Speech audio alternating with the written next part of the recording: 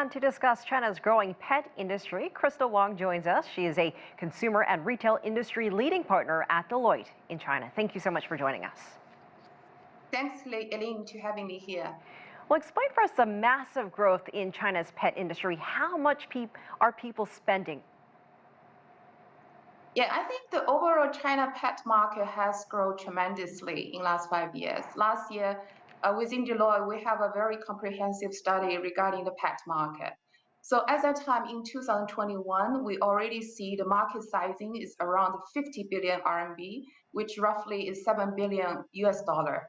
And it is anticipated to grow at year-on-year 17% growth in the next 3 years, which means in 2026, it's going to be a more than 100 billion RMB market. However, just like mentioned previously, the current penetration in China market in terms of the household, so only around 15 to 20% of the household having pets, while the number in US is around 70%. So we see there's still a lot of room to go in terms of the drivers of increasing spending from the pet owners, but also the population of the pets. Those are some pretty hefty numbers. When you're talking about the strength of China's pet economy, I mean, this isn't really something that seems to be impacted at all by a financial downturn. I think it's really very important to understand the driver behind the population of pet growth. It's really regarding the emotional connection with the pets. So once you are a true pet lover, and myself is a pet lover, you consider them as a family member or even your kids.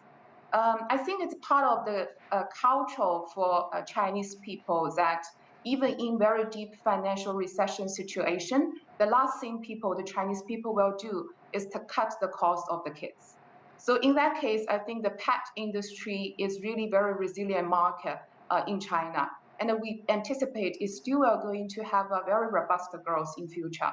However, having said that, we see a lot of opportunity for the local players, just like you mentioned previously in the recent pet show. In current situation, I think if local players can provide more diversified, well-segmented products in value for money sectors, it will gaining a lot of market share. At the moment, the international brands still dominates the high-end sectors, which is around 40% of the current market. And the rest is really the mid-range to mass market products, which local players has very strong competitive advantage in terms of the supply chain, in terms of the social media marketing, and also in terms of the distribution capability.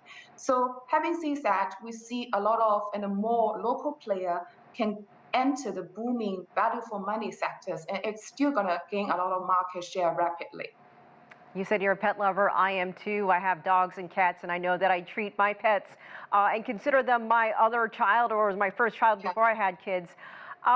What are you seeing there in China? Is it mostly dogs, mostly cats? Is it split? Because there's a cost there too. People either adopt pets, but a lot of people buy pets as well.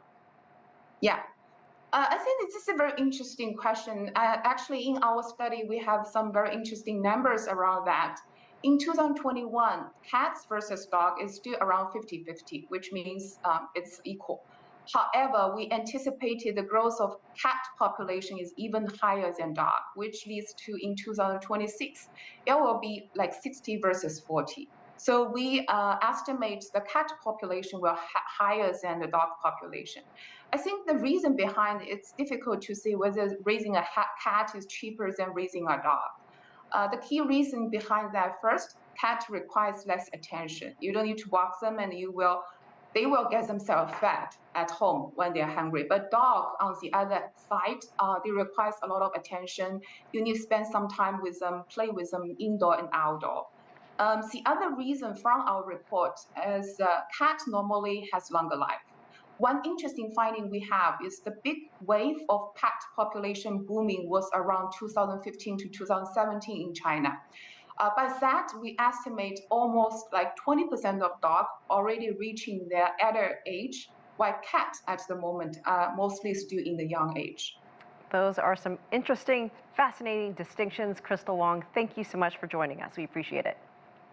Thank you, Elaine. More news from across China and beyond right after this.